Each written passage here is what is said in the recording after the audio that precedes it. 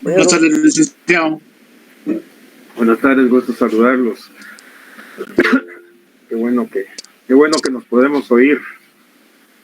Hoy pensé que no nos íbamos a poder oír porque tuve problemas con internet. Yo aquí batallando todo el día para que establecer el servicio, que no sé qué pasaría. Pero bueno, ya estamos aquí. Vamos a seguir con nuestro cuadrito que estábamos viendo el último día. Recuérdense que estamos en el procedimiento común. Estamos en la etapa de investigación. Voy a proyectar un ratito el cuadrito.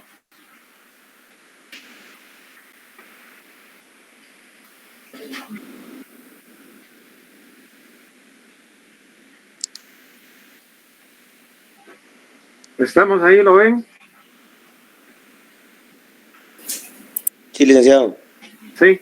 Sí, se ve. Okay, gracias. Estamos entonces en la fase de investigación.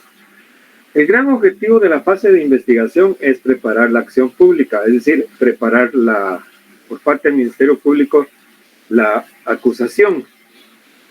Decíamos que el hecho delictivo puede dar origen, o da origen, mejor dicho, a los actos introductorios, con la denuncia, la querella, la prevención policial, y a través de ellos se introducen los primeros datos al proceso.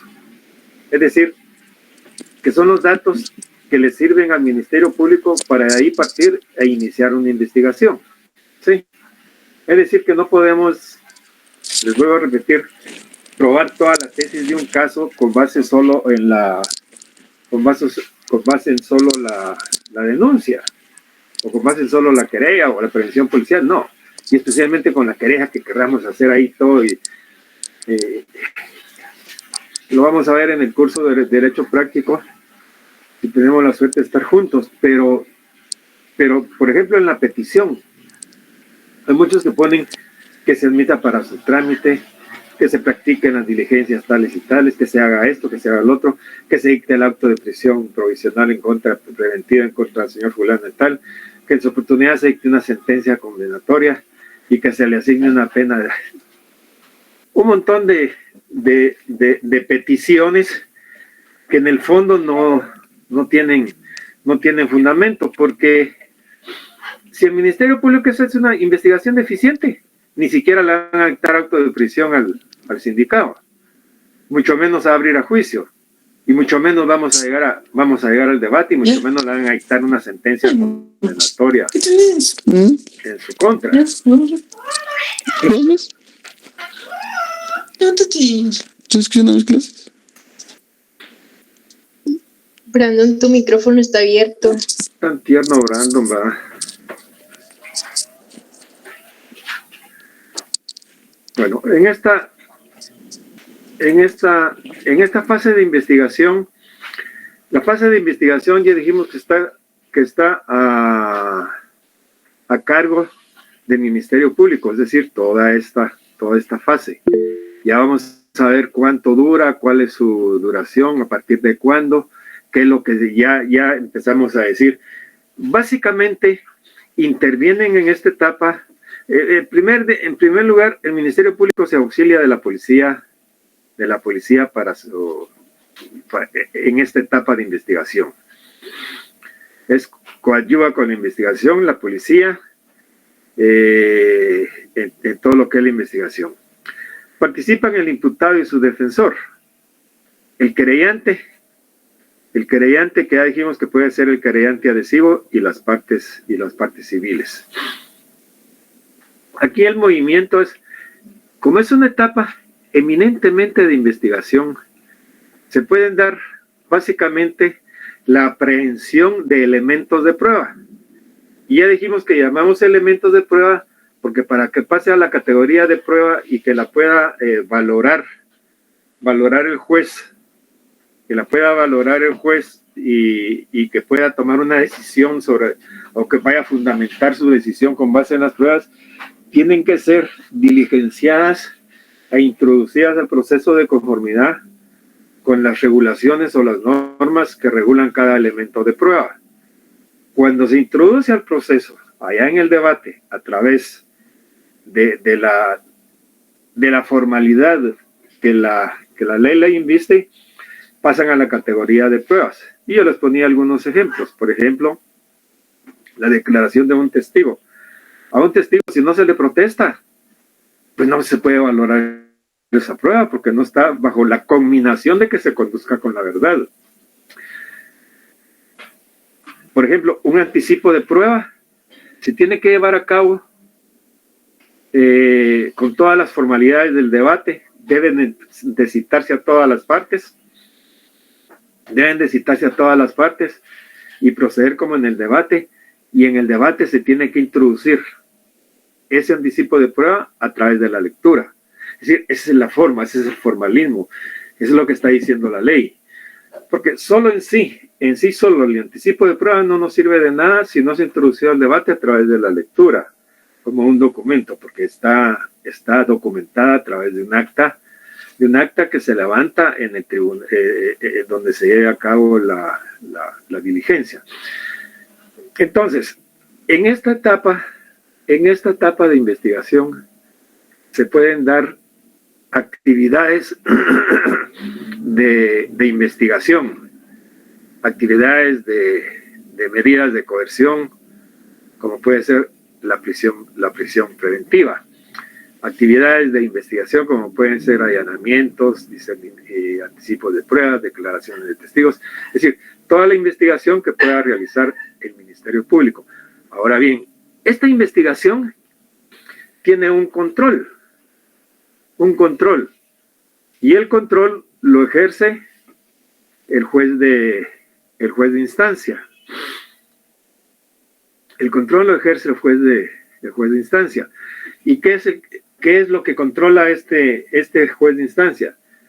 Su papel fundamental, diría yo, es controlar la investigación en relación a que no se violen garantías procesales, garantías constitucionales. Por ejemplo, que no se violente el derecho de defensa, el debido proceso, que tan en boga está en los medios de comunicación, que cada rato todo el mundo habla del debido proceso, aunque no sepan qué es el debido proceso, pero ahí están con la muletilla del debido proceso, y a veces ni se utiliza bien, pero bueno. Que no se violenten garantías constitucionales, que no se violenten garantías procesales, porque tenemos acceso con el debido proceso o el principio de defensa, tenemos acceso a toda. En primer lugar, tenemos acceso al proceso. En segundo lugar, a todos los. La Corte Constitucional dice que el debido proceso debe entenderse que se tiene acceso al proceso con todas las regulaciones que tiene y con todos los medios de impugnación, inclusive remedios procesales, dice. Entonces, en esta etapa juega un papel importante el Ministerio Público porque investiga, pero está bajo la supervisión del juez de instancia.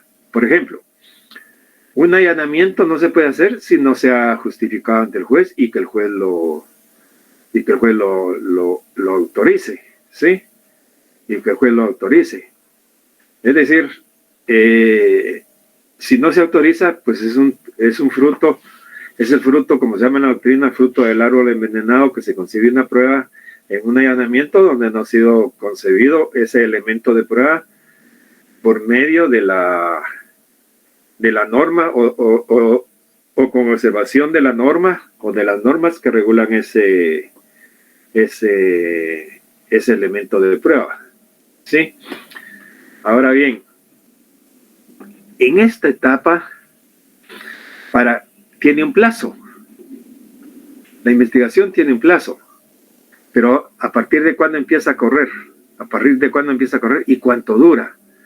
Porque al final, el fin fundamental o el objeto fundamental de la investigación es preparar la acusación. Obviamente se puede dar también el sobreseimiento o también se puede dar la clausura provisional o bien el archivo. Lo que es la acusación, pues cuando hay fundamento serio para llevar a juicio público al imputado, se plantea la acusación. Cuando no se existan los elementos necesarios para poder probar los hechos y condenar a la persona, se va a solicitar el sobreseimiento. Cuando yo tenga, lo vamos a ver más despacio cuando lleguemos a esto, pero cuando yo fiscal, no tengo todos los elementos de prueba todavía, me falta que integrar algunos y se me venció el plazo de la investigación. Lo que solicito al juez es la clausura provisional del proceso. Es decir, le digo, señor juez, yo necesito más tiempo para poder seguir investigando. Pero no es solo así, mire, solicito más tiempo, así, continúe investigando y se va a quedar eternamente, no. Yo le tengo que decir, mire, los medios de investigación que voy a incorporar al proceso son tales y tales, y el juez le fija un plazo, porque a través de esos medios de investigación que se van a incorporar posteriormente a que se vence el plazo y el juez le otorgue una prórroga, me pueden dar a mí como fiscal bases para poder acusar o las bases para poder sobreseer. Ahí es cuando se solicita la clausura provisional. Y el archivo se da cuando no está individualizado el procesado o se encuentra en rebeldía. Entonces, de por sí, el Ministerio Público decide archivar el proceso. Pregunto, ¿habrán dudas? ¿Habrán dudas, jóvenes? ¿Preguntas? ¿En qué consiste esta fase de investigación? Si hay preguntas o hay dudas, por favor, plantéelas. ¿Preguntas?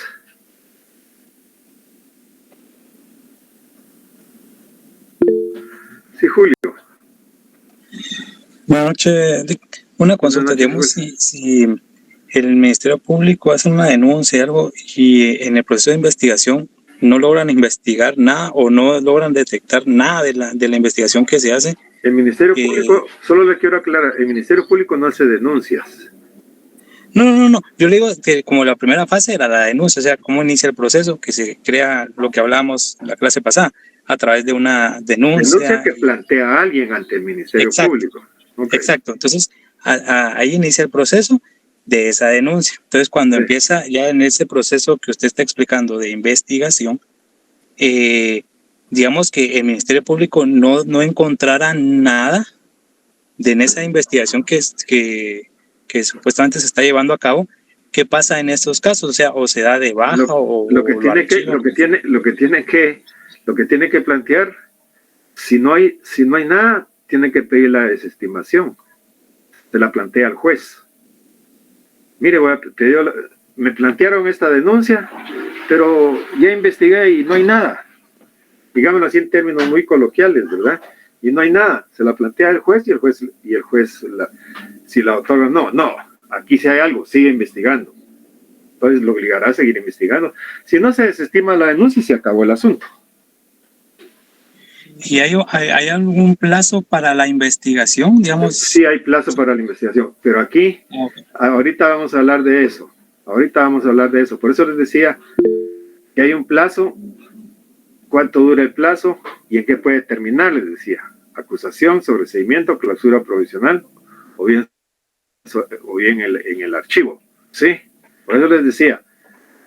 Y ese plazo a partir de cuándo empieza a correr y cuánto va a durar. Y eso es lo que vamos a determinar y eso es lo que vamos a hablar más adelante. Marlon. Buenas noches, licenciado. Buenas noches, Marlon. Cuando usted dice que cuando el sindicado no está identificado, se archiva el proceso. Pero sí. Llega un momento en que, ¿cómo se llama? Si no está identificado no el procesado, sino que el sindicado. El sindicado puede ser, o el que cometió el hecho puede ser que no esté identificado. Y le voy a poner un ejemplo.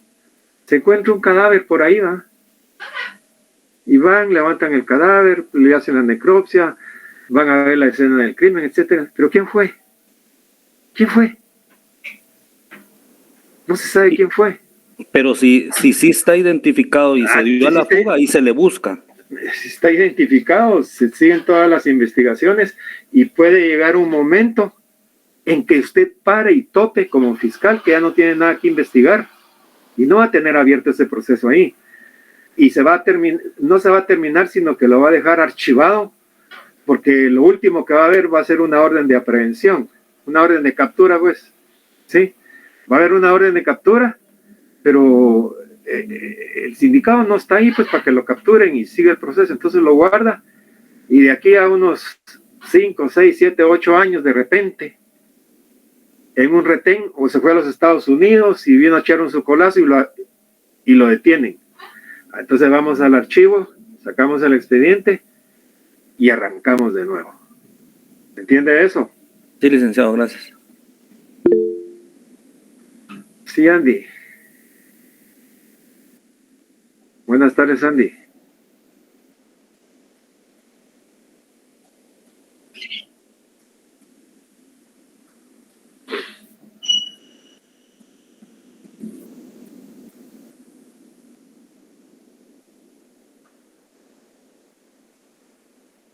¿Cómo así parcialmente abierto?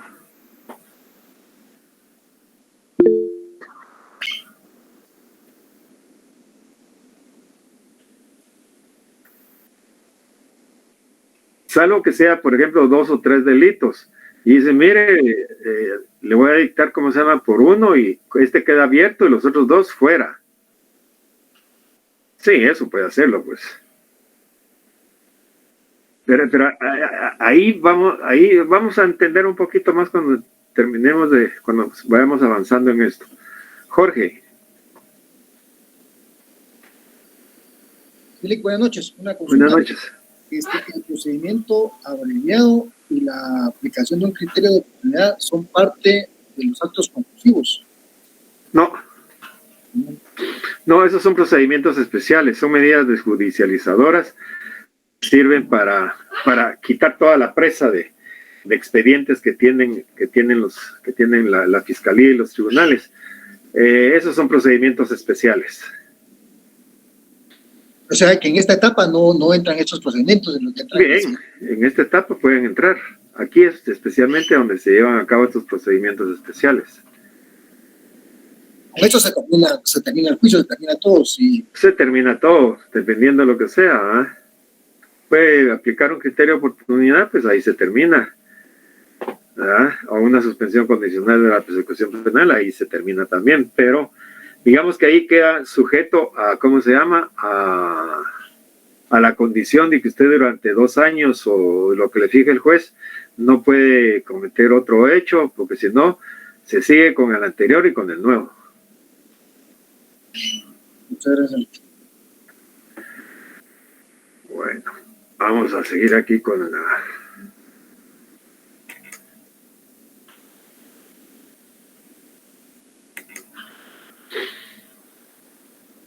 Seguimos entonces. Tienen todavía ahí el cuadro, ¿verdad? Sí, Lic. Okay. Gracias. Bien. Esto quiero que pongan mucha atención, cómo puede suceder y qué es lo que puede haber. Aquí vamos a hablar de 2 escenarios. El hecho delictivo se puede cometer y se puede plantear una querella o una denuncia o una prevención policial. La querella, yo creo que eso ya no lo terminamos de ver. A ver, ¿quién me ayuda a leer ahí? El 302. Vamos a ver. 302. Recuerdo que ya no lo terminamos y era algo importante para ver. ¿Quién me ayuda a leer? Clara. Buenas tardes, licenciado. Buenas tardes, Clarita. Habíamos llegado hasta la prueba documental en su poder o indicación. Platicamos de los elementos de prueba y después nos tocaba los documentos. La prueba documental en su poder o indicación del lugar. Cuando en la querella voy a hacer unos paréntesis con esto y luego regresamos a lo que estábamos explicando. La prueba documental en su poder. Si tenemos prueba documental, la tenemos que presentar de una vez. Si no, tenemos que indicar dónde está. Es decir, por ejemplo, si es el protocolo de un notario, pues es el protocolo del notario fulano de tal, o en la escritura tal y tal, autorizada en esta ciudad en tal fecha. O son los libros de contabilidad de la empresa tal y tal, quien está ubicada en tal lugar. Si no los tenemos. Ahora, si tenemos los documentos, los tenemos que presentar. Lea, empieza a leer donde si faltara. Muy bien, licenciado. Si faltara alguno de esos requisitos, el juez, sin perjuicio de darle trámite inmediato, señalará un plazo para su cumplimiento. Vencido el mismo, si fuese un requisito indispensable, el juez archivará el caso hasta que se cumpla con lo ordenado, salvo que se trate de un delito público, en cuyo caso procederá como en la denuncia. Solo, licenciado. Permítame un momentito.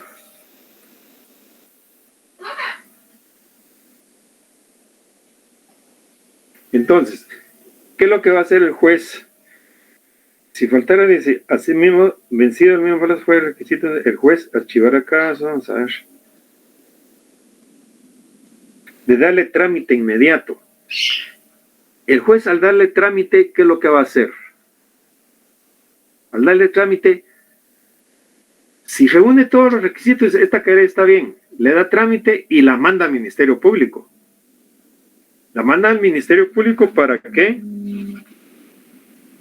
Para que investigue. Para que leamos el artículo 303. Bueno, licenciado. Artículo 303. Denuncia y querella ante un tribunal. Cuando la denuncia o la querella se presente ante un juez, este le limitará inmediatamente. Con la documentación. Ajá, la remitirá inmediatamente con la documentación acompañada al Ministerio Público para que se proceda a la inmediata investigación. La inmediata no, la inmediata. Sí, para que se proceda con la inmediata investigación. Sí, entonces, cuando el juez recibe la querella, le da trámite y la manda al Ministerio Público para que investigue. Es decir, el juez solo va a controlar si está bien el juez no va a investigar, no va a hacer nada, ni va a mandar a citar al procesado, absolutamente nada. Solo va a calificar si esa querella reúne los requisitos y está bien. Si está bien, reúne los requisitos tanto de forma como de fondo, la remite al Ministerio Público. Igual caminos sucede con la denuncia. Igual suerte tiene la denuncia porque la mandan al Ministerio Público para que proceda con la investigación. ¿Correcto? ¿Se entiende eso? Bien. Ahora voy a regresar al cuadro. Aquí el efecto directamente es que se manda a investigar, es decir, el juez no va a investigar nada, sino que solo va a ver si cumple con los requisitos de una querella. Si no los cumple, manda que se corrijan y le da un plazo. Si no cumplen el plazo, pues lo archiva. Si no, la manda al Ministerio Público para que se inicie la investigación. Bien. Tanto en la denuncia como en la querella, y no en la prevención, y tal vez en la prevención policial también, cuando son aquellos casos en que no está individualizado el procesado, en aquellos casos en que se encuentra algo, porque la policía tiene que tener conocimiento del hecho para poder rendir su prevención. Pero en estos casos, básicamente en la denuncia y en la querella, presentamos la denuncia, la querella, y el juez la manda, digamos que es una querella, la manda al Ministerio Público para que investigue. Y empieza a investigar. Ese plazo de investigación no está sujeto a un término legal. No está sujeto a un término legal.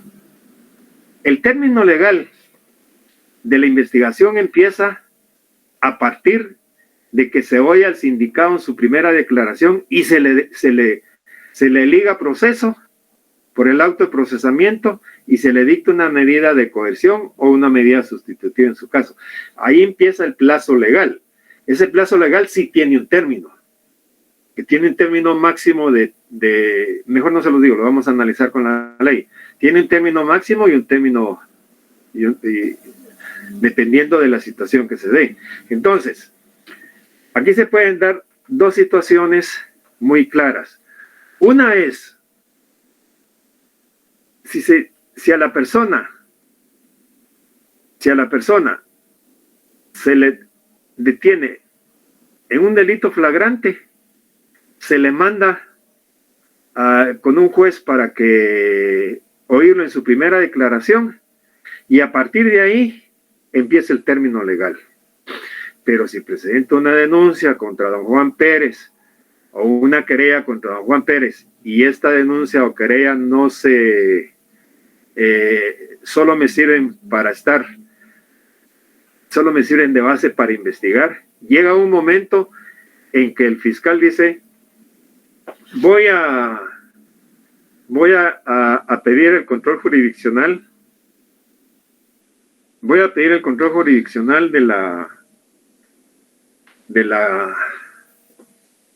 de este caso y lo manda al tribunal. Le pide el control jurisdiccional y le pide que mande a citar al sindicado. Posiblemente la investigación lleva 1, 2 meses, 3 meses, 1 año posiblemente, o 2 años, qué sé yo. ¿Cuánto tiempo puedan llevar investigando previamente a citarlo para oírlo en su primera declaración?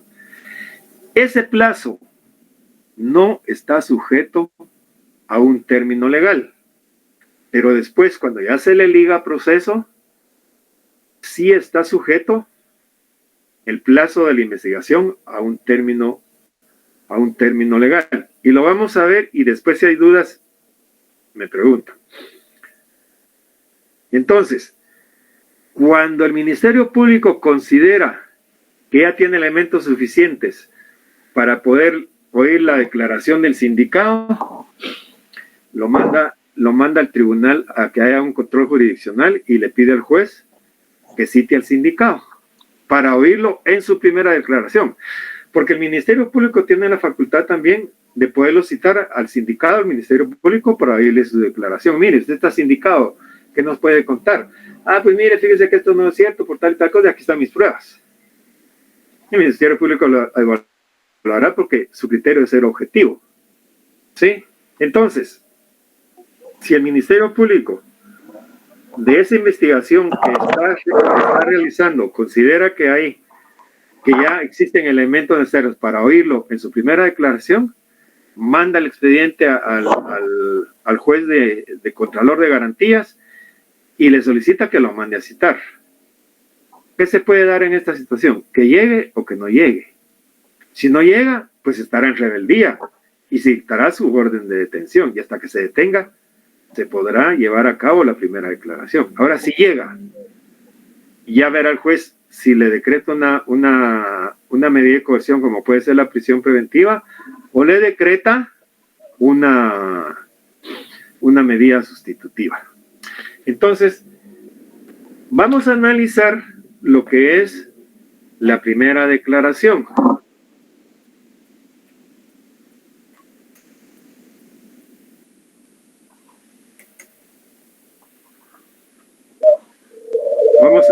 Vamos a leer el código.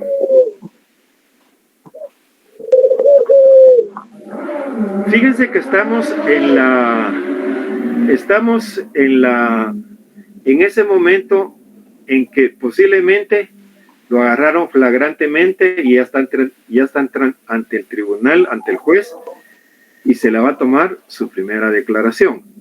O estamos en el caso de que el juez lo manda a citar para oírlo en su primera declaración. ¿Sí? Leamos clara luz. El artículo 81, la sección segunda, declaración del sindicado, artículo 81.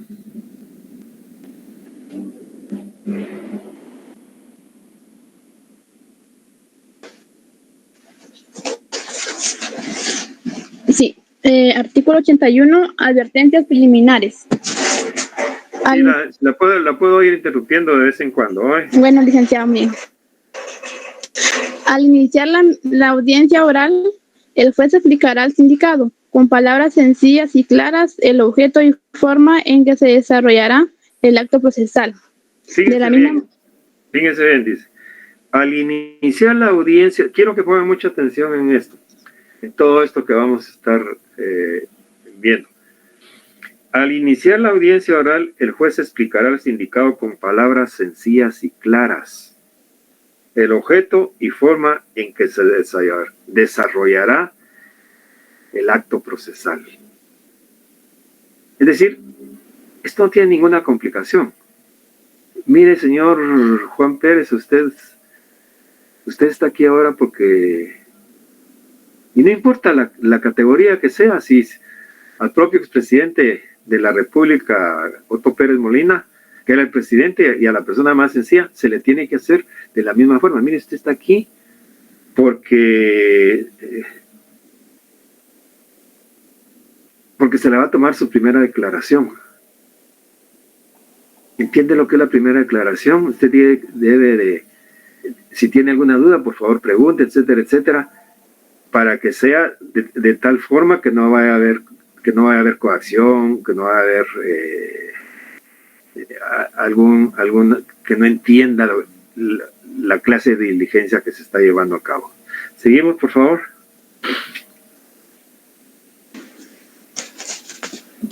De la misma manera, le informará los derechos fundamentales que le asisten y le advertirá también que pueda abstenerse de declarar y que tal decisión no podrá ser utilizada en su perjuicio. Asimismo, le pedirá que proporcione su nombre completo, edad, estado civil, profesión u oficio, nacionalidad, fecha y lugar de nacimiento, domicilio, lugar de residencia y, si lo fuera el caso, nombre del cónyuge e hijos y las personas con quienes viven, de las cuales depende o estén bajo su guarda. En las declaraciones que preste el sindicado durante el procedimiento preparatorio, el juez deberá instruirle acerca de lo que puede exigir la presencia de su defensor y consultar con él la actitud de asumir, antes de comenzar la declaración sobre el hecho. Ok. Entonces, en la primera declaración, se le tienen que hacer lo que se llaman las advertencias preliminares. En palabras, ahí sí que como dice aquí, en palabras sencillas y claras, ¿cuál es el objeto de este acto procesal y la forma en que se desarrollará? Señor Juan Pérez, esta diligencia procesal es con el objeto de oír su primera declaración.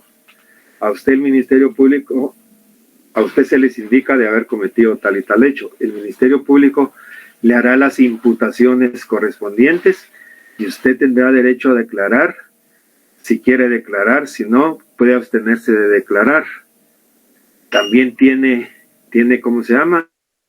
El derecho de asistirse de un abogado de su confianza, de un abogado defensor. Es más, y le pregunto, yo pues le pregunto y le digo, ¿el licenciado o la licenciada Clara Luz Salvador es su abogada defensora? Y le pregunta y debe contestar, sí, es mi abogada, y es su abogada de confianza, sí es mi abogada de confianza. Si no, pues, tal vez se lo están no, que fíjese que me lo pusieron, que mi abogado es fulano de tal, y yo no quiero, ¿cómo se llama? Yo no quiero que ella me defienda. Puede hacer que se dé ese caso. De hecho, han habido casos así. Si reales o por estrategia, no sé, pero han habido. Entonces, y luego se le van a preguntar todo esto que dice aquí, dice. Asimismo, se le pedirá que proporcione su nombre completo. Y el juez le va a decir, ¿cuál es su nombre completo? El nombre completo es Juan Pérez Porras.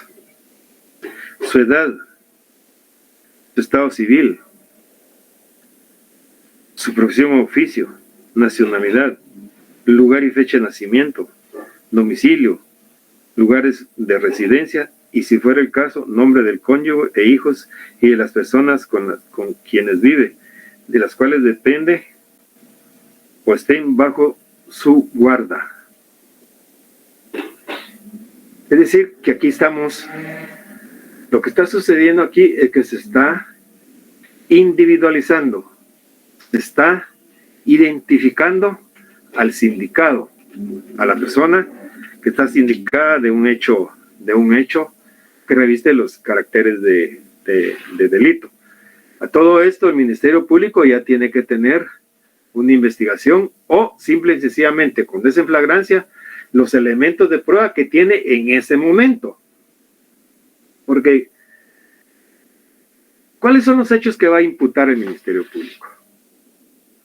El Ministerio Público va a imputar los hechos de los que se desprenden de la investigación que ha realizado. No hay de ningún otro lado de donde sacar otros hechos. Adelante vamos a ver. Los tiene que sustentar con algo. Es decir, no puede ser, mira, al señor fulano tal se le imputa la muerte, a usted se le imputa la muerte, señor fulano y tal. Pero si el otro está vivo, yo no puedo inventar cosas. Pero si yo tengo ahí ya el informe de necropsia, a usted se le imputa el hecho de que tal día llegó a la Sexta Avenida 18 cae, le disparó al chiclero, lo mató, etcétera, etcétera. Pues todo eso se lo tengo que decir, yo fiscal. Esa es la intimación de los hechos que le hace el fiscal. Más adelante vamos a ver en el siguiente artículo cómo se va a desarrollar esta diligencia. Quiero preguntarles si tienen alguna duda con respecto a las advertencias preliminares.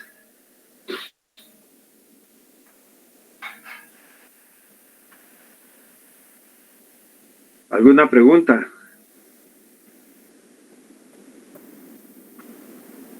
Licenciado, buenas noches. Buenas noches, Arnold. Licenciado, se ha visto en la práctica, o bueno, por lo menos yo he visto que cuando capturan a una persona, solo viene como que el comisario o un oficial y le va a notificar a la persona afuera el motivo de su detención y le van a reprogramar la audiencia para dentro de unos 5 o 10 días. Entonces, eso también sería válido, licenciado, No, porque pues en teoría no. que lo capturaron. No, lo tienen que oír en un plazo máximo, lo tienen que consignar en un plazo máximo de 6 horas. Así lo dice la Constitución. ¿Sí? Y lo tienen que oír en un plazo máximo, creo que es de 24 horas. Es correcto, licenciado, pero muchas veces le han dicho a las personas, fíjese que porque el juez está ocupado, solo se le va a hacer aquí saber el Bueno, motivo pues, de detención. pues mire, ahí hay una actividad procesal defectuosa que la puedo alegar yo como defensor. Mire, no le hicieron saber el motivo de su detención, etcétera, etcétera. Eso sí, yo me dejo, pues. No, óigalo, señor juez, óigalo. Queremos salir de esto bien. La ley no dice que usted que le va a mandar un mandado con el policía, ¿ah? Esa es una mala práctica. Y el problema es que nos dejamos, ¿ah? Y en la medida que nos dejamos, se va encaramando en uno y uno no debe ser así. Pues si usted va a ser defensor, tiene que estar atento a ese tipo de cosas. Pues a mí no me consta lo que usted me está diciendo, pero si así es una mala práctica.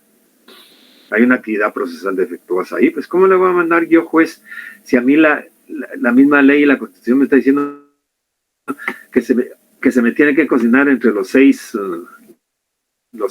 ¿cómo se llama? Las 6 horas, y lo tengo que oír? Hay turnos, en los juzgados de turnos hay turnos, pues, y le toca, y ahí van corriendo con los turnos, porque hay audiencias que son muy rápidas, porque tienen un proceso, mire, a usted se le detuvo por tal y tal cosa, pues, punto, y pasa, y se va a presentar a la primera hora hábil del siguiente día, al tribunal que lleva su caso, que es el juzgado tal y tal.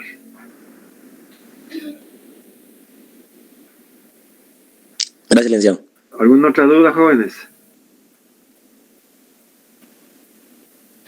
Preguntas sobre las advertencias preliminares. Se le debe advertir, en palabras sencillas, se le debe decir cómo es que se va a llevar a cabo la diligencia, qué es lo que van a llevar, qué es lo que se va a desarrollar, cómo se va a desarrollar. Le va a decir, mire, usted puede consultar con su abogado defensor, ese es su abogado defensor. Especialmente si tiene abogado. ¿Tiene abogado? No. Es su abogado que está a la par de usted, sí, ese es mi abogado. Usted puede consultar con él la actitud a asumir. No está obligado a declarar contra sí mismo. Ahora, si quiere declarar, pues el Ministerio Público le va a imputar los hechos y luego lo puede interrogar, al igual que la defensa. Después de eso vamos a discutir sobre si se le liga proceso o no. Si se le liga proceso o no, después vamos a discutir sobre si se le va a decretar una medida de coerción o una medida sustitutiva. Y finalmente vamos a discutir sobre el plazo de la investigación, es decir, el término que va a tener esta investigación. Pero se lo tengo que decir. ¿Está claro? Sí, está claro. ¿Cuál es su nombre? Pues me llamo fulano de tal. ¿Cómo se llama? Su edad, estado civil, su profesión u oficio, su nacionalidad, su domicilio. ¿Cuál es su domicilio? ¿Cuál es su residencia? ¿Es casado? ¿Con quién vive? ¿Cuántos hijos tiene? ¿Cómo se llaman? ¿Quiénes dependen de usted? Etcétera, etcétera.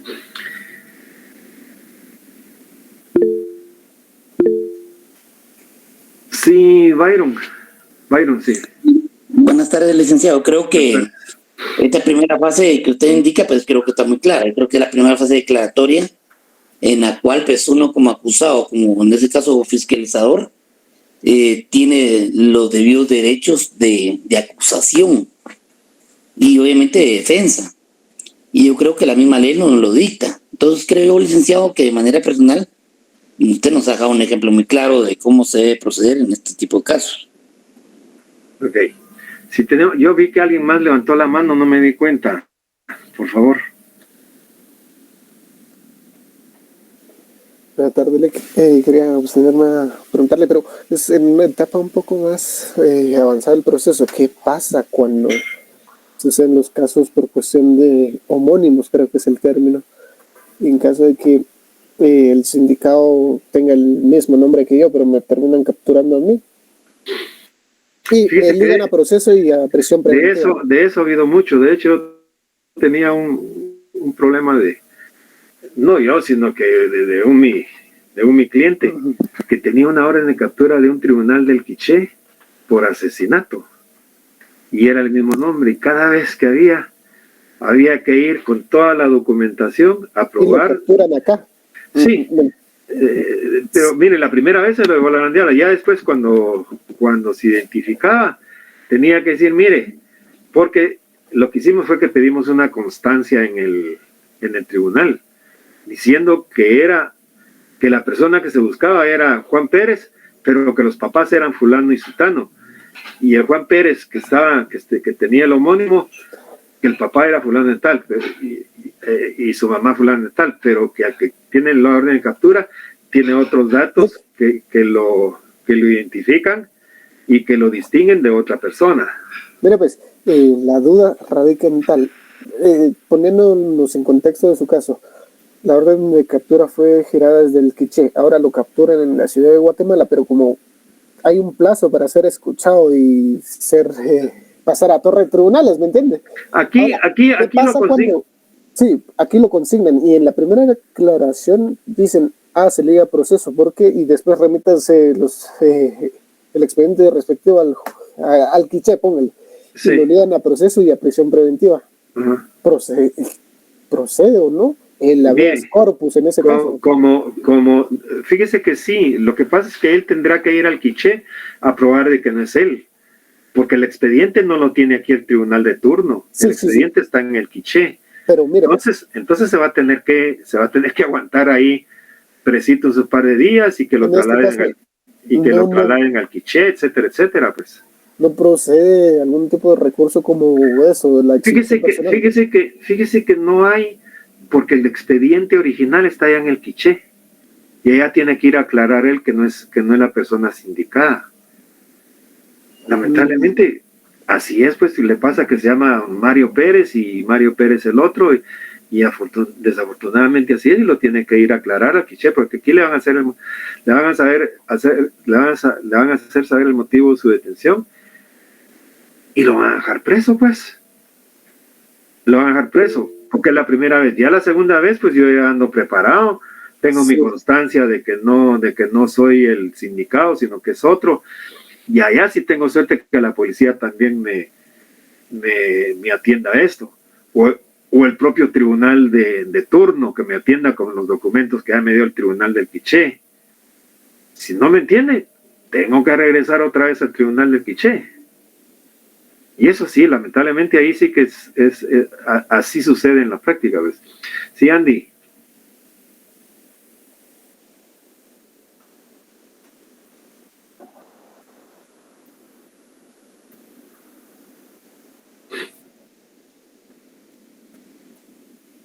No, jurisdicción voluntaria es en notariado, es en civil. Byron. Licenciado, nuevamente, qué bueno la pregunta, compañero, porque es algo muy relevante que se da en muchos juzgados. Los homónimos obviamente se dan, porque obviamente son nombres regulados dentro de una identificación, de una misma identificación. Sí. En este caso no aplicaría, licenciado. Obviamente nosotros tenemos un documento de identificación ciudadana, que obviamente los correlativos son distintos. Sí. Y en este caso el defensor, o en este caso el abogado, podría certificar previo al traslado hacia la jurisdicción que le corresponda al caso, Lick. Fíjese que es muy arriesgado. Es muy arriesgado. No creo que un juez se atreva a hacerlo solo con eso, porque no sabe cuáles son los antecedentes del caso, etcétera, etcétera. Puede dudar de la, y se lo digo con hechos reales, puede dudar de la puede ser que le estén presentando un documento falso, qué sé yo. Por eso me cuido yo, juez, me cuido, y mejor lo mando a donde están todos los antecedentes, y que ahí demuestre que no es él. Claro que no está prohibido que no lo haga, pues, si el juez se lo acepta, pues, qué bueno, ¿ah? Pues qué bueno, pero él no va a tener ahí el expediente para ver cuál es el documento de identificación del otro, para compararlos. Entonces, bastante complicado, ¿no? En caso de es un poquito complicado. En la práctica no es fácil. Licenciado, pero ahí no estaríamos violentando el derecho de defensa, Lick, por la veracidad de la verdad, porque creo que ahí no se violenta el derecho de defensa porque tiene un abogado que lo está representando. Lo que se estaría el derecho de defensa es que usted no tenga derecho el acceso a tribunales, y está muy ligado con el debido proceso, pues, porque el derecho de defensa, ¿qué es? Que nadie puede ser condenado sin antes de haber sido citado, oído y vencido en un juicio. ¿Sí? La libertad podría ser un principio si usted quiere, pero en lo que plantea un amparo, no, tiene que ir a Quiché a solventar su situación jurídica. En la práctica así es como opera, es decir que no hay, porque no tiene el expediente, no se tiene el expediente. Supóngase que un viernes lo van a trasladar hasta la otra semana, en lo que llega, en lo que van los oficios, que viene el otro, que lo trasladan, que no hay carro, que esto, que el otro, y finalmente se lo llevan, y ya casi va una semana uno encerrado. Caemos de la burocracia estatal. Sí. Mire, a mí en ese caso que les estoy contando, me tocó duro la primera vez, y pensando en que iba, y de hecho hubo más ¿cómo se llama? Más situaciones de esas, porque el mero saber dónde andaba, el que era un asesinato, el mero saber dónde andaba. Imagínense el susto que se tuvo cuando lo detuvieron, que estaba con orden de captura por asesinato. Tremendo, pues. Así es. Vamos, Byron, ayúdeme a leer usted, y leamos el 82.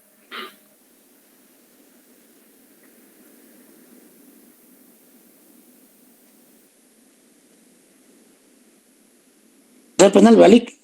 ¿Cómo? Código procesal penal, ¿verdad? Sí, procesal penal. Dale, córtalo, vamos a leer.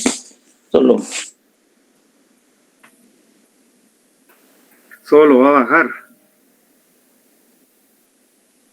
Si quiere le asisto yo, Lico. Nos vamos a Axel. Artículo 82, ¿no? Sí, dele. La sección segunda, declaración del sindicato, artículo 82, reformado por el artículo 3 del decreto número 18-2010 al 25-05-2010 del Congreso de la República. Epígrafe, desarrollo. La audiencia se desarrollará de conformidad con lo siguiente. Numeral primero, el juez concederá la palabra al fiscal para que intime los hechos al sindicado con todas las circunstancias de tiempo, modo y lugar, su calificación jurídica provisional, disposiciones legales aplicables y descripción de los elementos de convicción existentes. Hasta ahí. Dice, el juez concederá la palabra al fiscal para que intime los hechos al sindicado. ¿Qué es intimar? Intimar es decirle, mire usted, se les indica de tales y tales y tales hechos. Es decir, el fiscal es el que tiene que intimar los hechos. Por eso dice, el juez concederá la palabra al fiscal para que intime los hechos al sindicado con todas las circunstancias de tiempo, modo y lugar. A usted se le imputan los siguientes hechos: que el día 2 de enero a eso, a las 18 horas, llegó a la Sexta Avenida 18 Calle, estaba el chiclero que le pidió el producto de la venta del día, como no, le disparó y como consecuencia de eso le produjo la muerte. Esto está calificado como homicidio, como asesinato, dependiendo de las circunstancias o cómo puede hacer la calificación jurídica provisional y cuáles son las disposiciones legales aplicables y descripción de los elementos de convicción existente.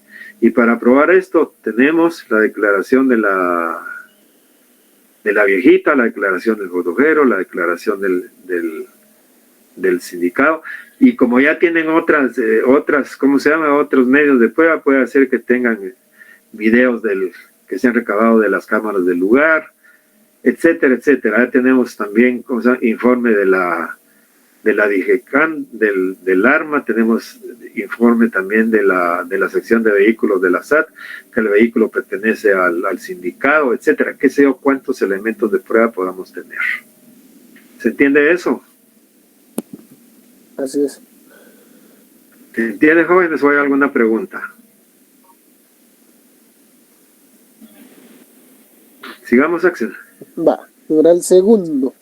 Si el sindicado acepta declarar, el juez le dará el tiempo para que lo haga libremente. Vale.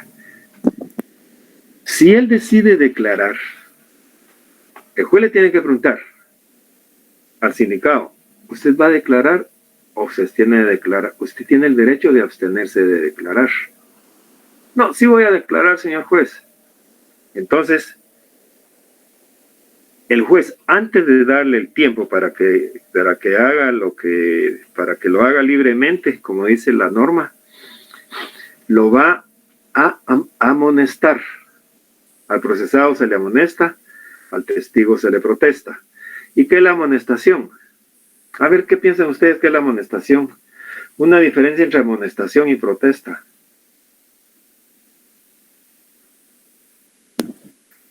¿Sería condicionarle la amonestación? ¿Cómo? La amonestación sería condicionar al sindicado en caso de declarar. No, la amonestación es como me puso una vez un muchacho en los exámenes, como decía en ese tiempo, voy a sacar mi folleto de anécdotas de las cosas que me pasan a mí en la clase con mis alumnos. Decía, explica la diferencia entre amonestación y protesta. La amonestación es como en un partido de fútbol, de veras, y lo que le estoy contando es cierto. Y ya de ser abogado, porque ya de ser abogado. La amonestación es como en un partido de fútbol cuando a un jugador se le saca tarjeta amarilla. Y protesta cuando ya se le saca tarjeta roja. Así me puso en la respuesta del examen. O sea que, hablando de otras palabras, la amonestación es una prevención y la protesta es un alegato, por así lo podemos identificar. No. O como me puso otro en un examen también, ¿verdad? La diferencia entre amonestación y protesta. No, ¿qué es la protesta? Pues la protesta es la que hace un abogado cuando pierde un caso. ¿Pero qué es la amonestación y qué es la protesta? Ya la protesta se las he dicho. Pero la amonestación, ¿qué es? Es eso, condicionar al abogado o al sindicato en este caso a hacer solo lo que la Al ley abogado no. le prohíbe, Aquí ¿no? quien va a declarar es el sindicato. Va, se le amonesta con decir la verdad y nada más que la verdad, ¿no? Vaya, pero ¿en qué consiste la amonestación? Eso, condicionarlos, que solo tiene que hacer eso, condicionarlos.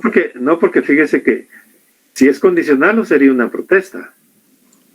Pero sería una prevención, una prevención de los hechos. Mire, la amonestación, digamos, es la exhortación que se le hace al sindicato para que se conduzca con la verdad. Usted, como que es más suave que la protesta, ¿ah? Es decir, usted puede decir o tiene que decir la verdad porque esto contribuirá a que su caso se desarrolle de la mejor forma, pero no está obligado a declarar contra sí mismo. Es la exhortación para que se conduzca con la verdad.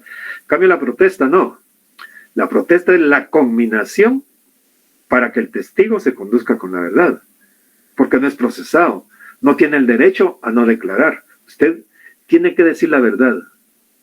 ¿Protesta usted decir la verdad en esta diligencia? Tiene que contestar, sí protesto. Y puede agregar, y por mis creencias religiosas. Y por eso está conminado, es decir, la protesta es la conminación, tiene fuerza para que se conduzca con la verdad. ¿Entiende eso? ¿Alguna duda? Entonces, al procesado se le amonesta, se le exhorta a que se conduzca con la verdad porque no está obligado a declarar contra sí mismo. ¿Sí? ¿Está claro? Sí, le quedó claro, amigo. Claro. Sigamos, por favor, Axel.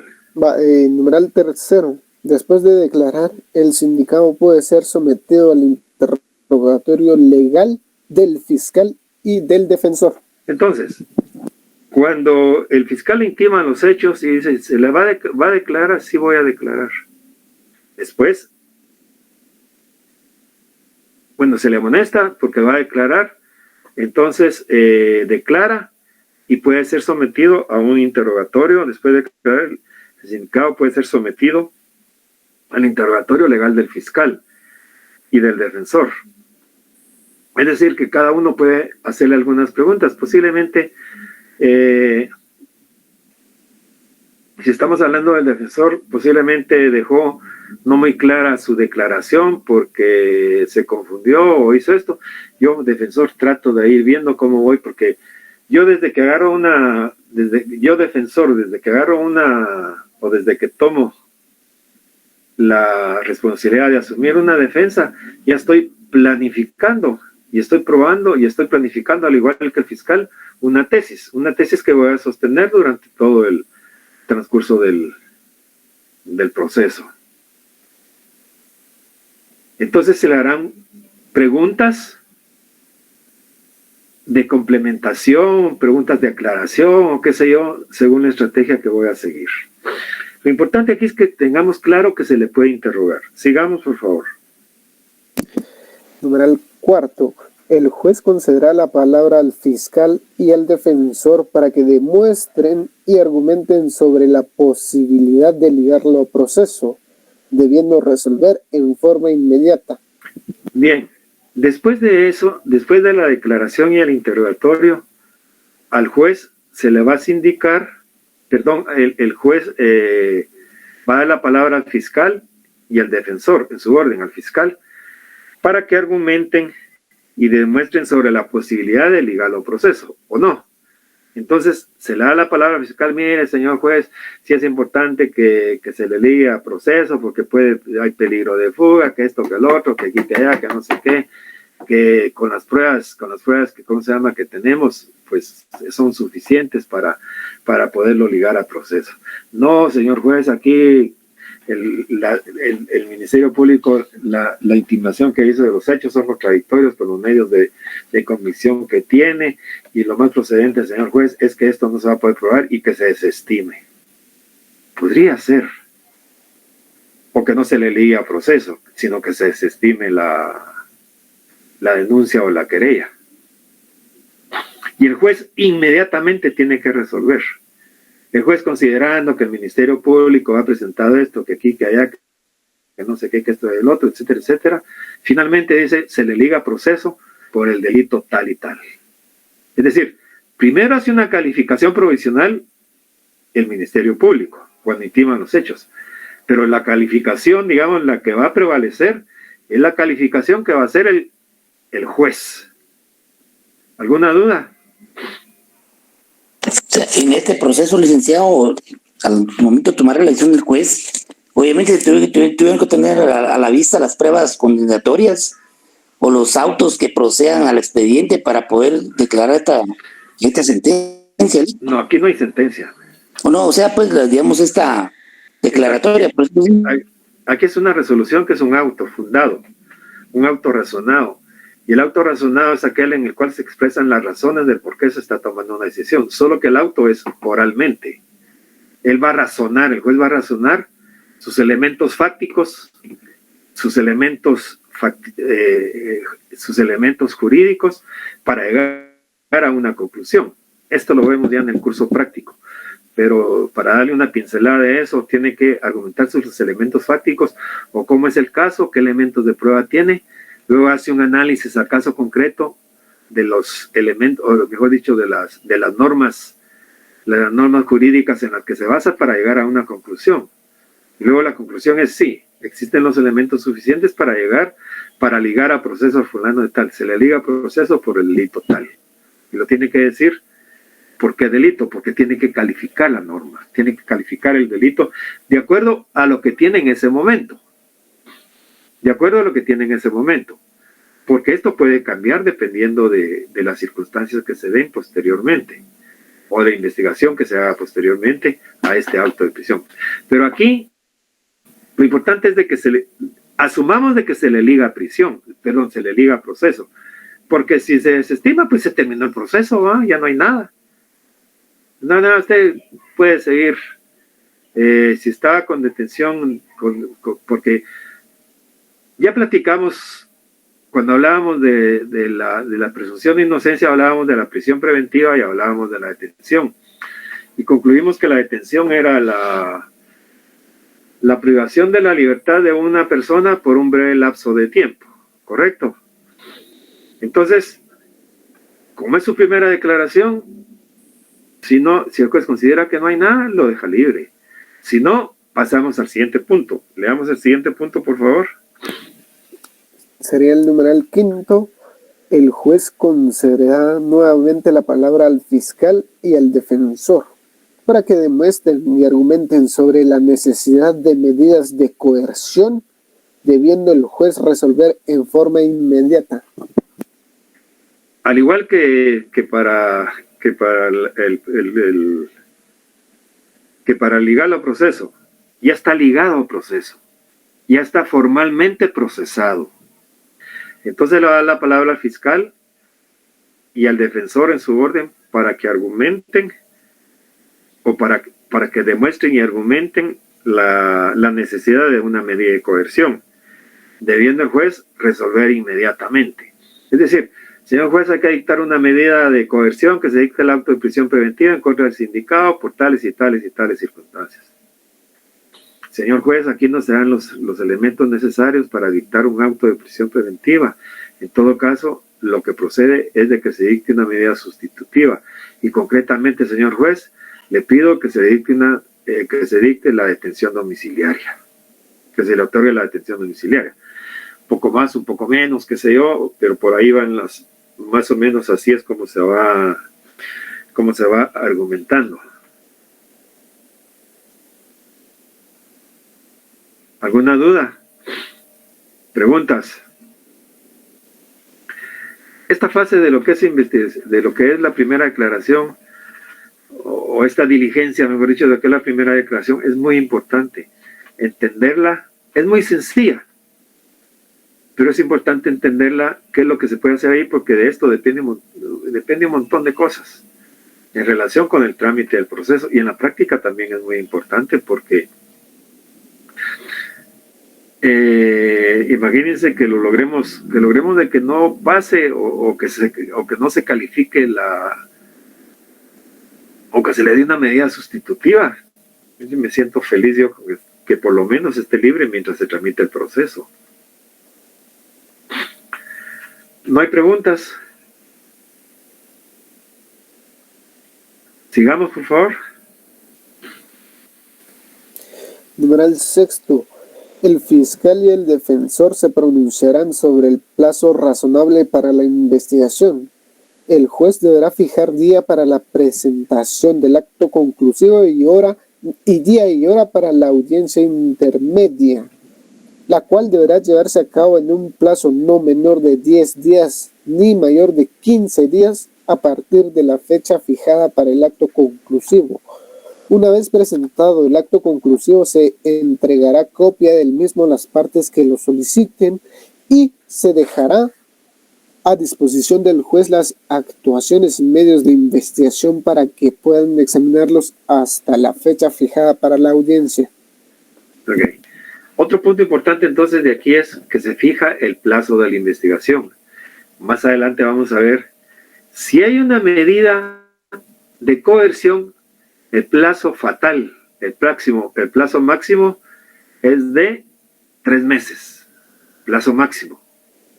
Ahora bien, hay una norma, la vamos a ver en su momento, que dice que la investigación debe concluir lo antes posible. Y si hay una medida de coerción, plazo máximo 3 meses. Si hay una medida sustitutiva, plazo máximo 6 meses. Pero esa es la dulzura de la teoría. La amargura de la realidad, ustedes se han dado cuenta que los sumarios se vuelven eternos. Inclusive ya hubo un conato ahí de reforma al código que por lo menos que se fijara un año y que si no el Ministerio Público en un año no lograba llegar al acto conclusivo, que se le dejara libre, pues, porque no van a estar ahí eternamente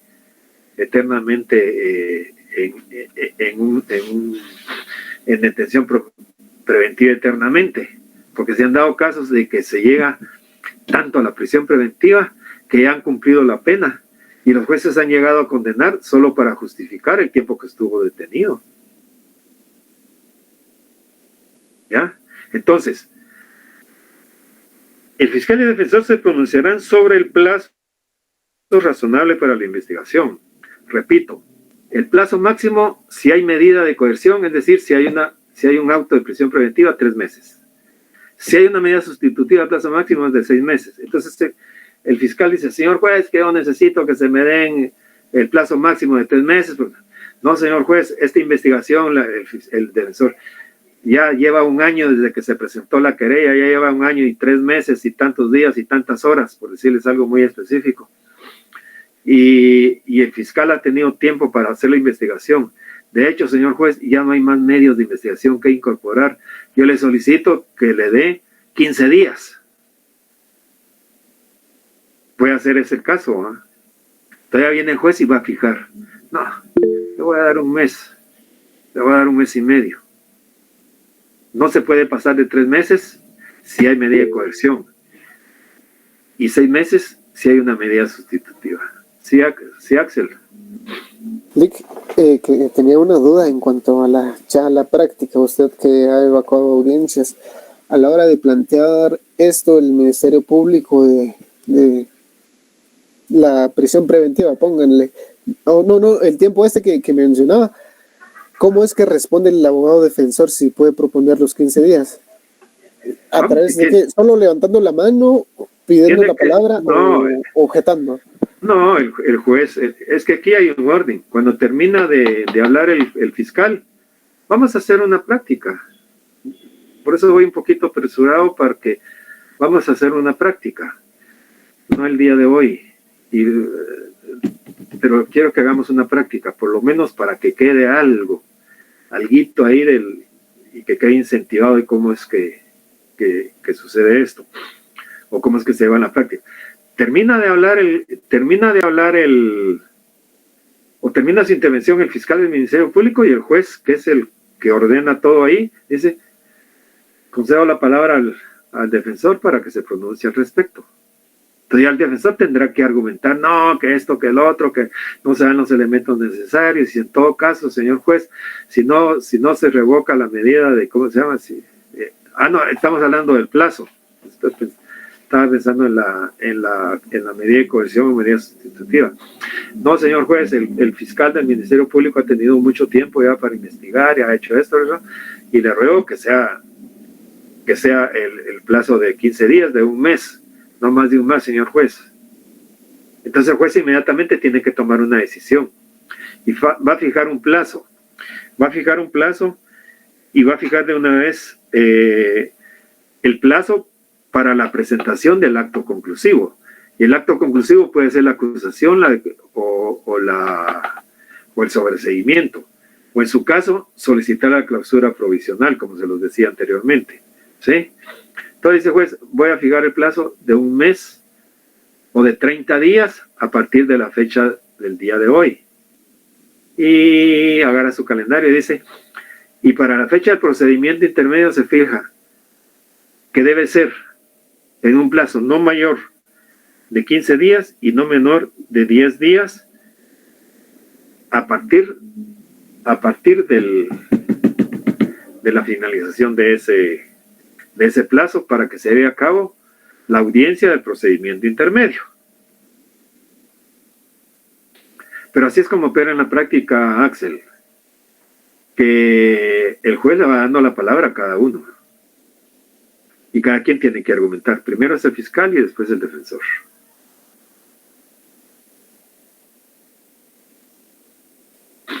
¿Alguna pregunta? ¿Alguna duda?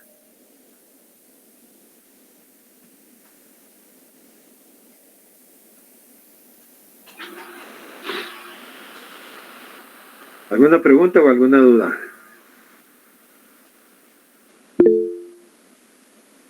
Sí, Jorge Aníbal.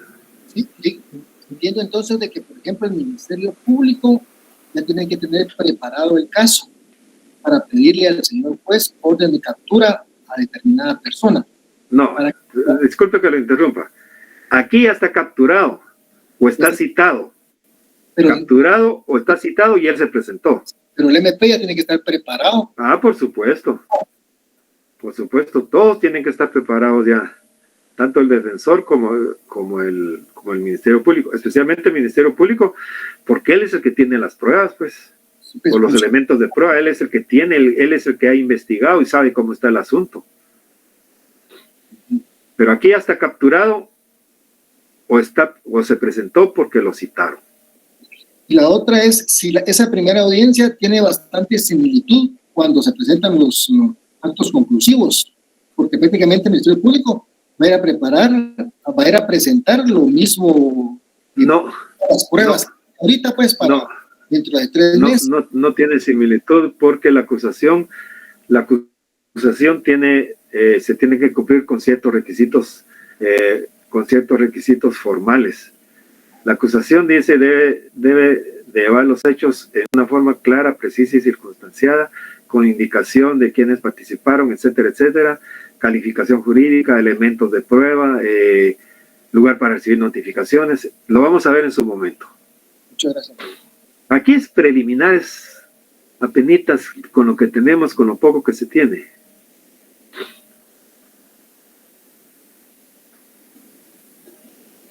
¿Alguna pregunta? Voy a preguntar. Sí, Jeremías. Buenas noches, licenciado. Buenas noches, compañeros. Sí, mi pregunta, o sea, mi situación, dijera yo, comentario es de que cuando el Ministerio Público ya está en el debate, prácticamente se apega con base a con los captores del caso que lleva o sea, que inició el caso del detenido, ¿no? Pero aquí no estamos en el debate, Jeremías, aquí todavía estamos en la primera declaración. Ah, entera. Bien, voy a preguntar. Necesito voluntarios, si no yo voy a nombrar.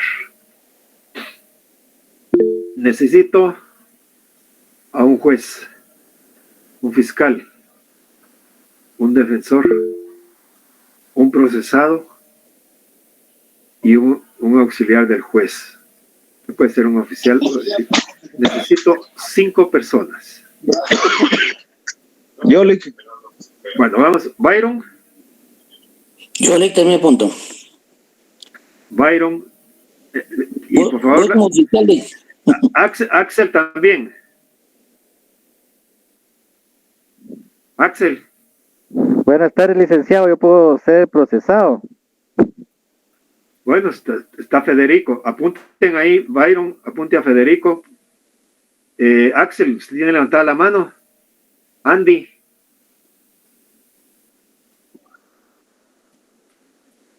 Vamos a dejar. Noé. Sí, licenciado. También va a colaborar. Está bien, Lick. De acuerdo. ¿Y Axel? ¿Qué pasa, Axel? ¿Tiene levantada la mano? ¿Se fue a hacer la cena o qué?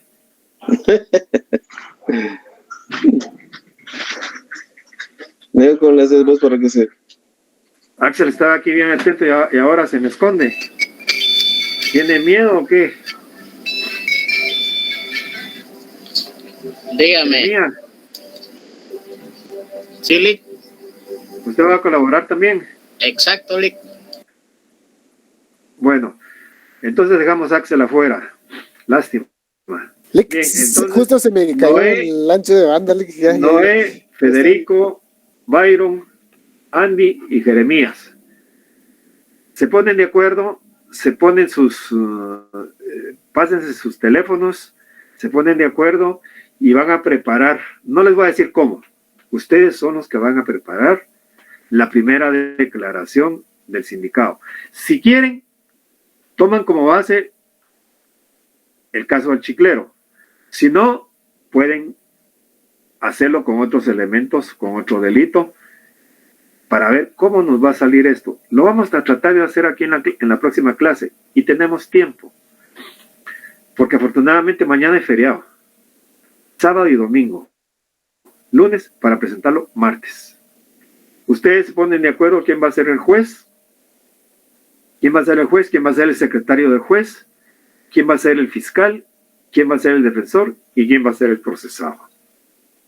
¿Estamos? Solo me repite los nombres, Lick. Disculpe, tengo a Axel, ya no digo. No, bien, tengo Axel, sí. Ah, no es, sí. Axel ya no porque se nos fue. Ok, Andy sí, ¿verdad? Andy sí. Andy, también Federico. Jeremías, Noé, Federico y... ¿Me falta uno, Lick? Jeremías. Ah, Noé. Jeremías Vargas. Ok, Jeremías Vargas, Federico, Noé. Federico y Andy. Ok. Va. Por favor, se ponen de acuerdo. Solo serían 4, ¿vale? No, son 5. Me falta uno, por eso le digo que falta uno, Lick. Ah, falta uno, pues Axel. Sí. Se ponen de acuerdo ahí con estamos, Axel. Lick, listos para ejercer jurisdicción. Va pues. Entonces, ahí estamos. Muy bien, Lick, me parece. Gracias. Bueno. Qué bueno que tengo colaboradores. Ya nos ponemos de acuerdo con los compañeros. Vamos a traer. Ustedes se ponen de acuerdo, ustedes van a armar su caso. Si quieren lo hacen con los datos que le di. Si no, ustedes están en libertad de hacer la presentación como quieran. Y aquí vamos a ir a aprender un poquito esto. Bien, jóvenes, que estén bien. Cuídense. Gracias, Lick. Gracias, Lick. Los compañeros que me piden el privado, por favor. Feliz noche, Lick. Buenas noches. Buenas noches.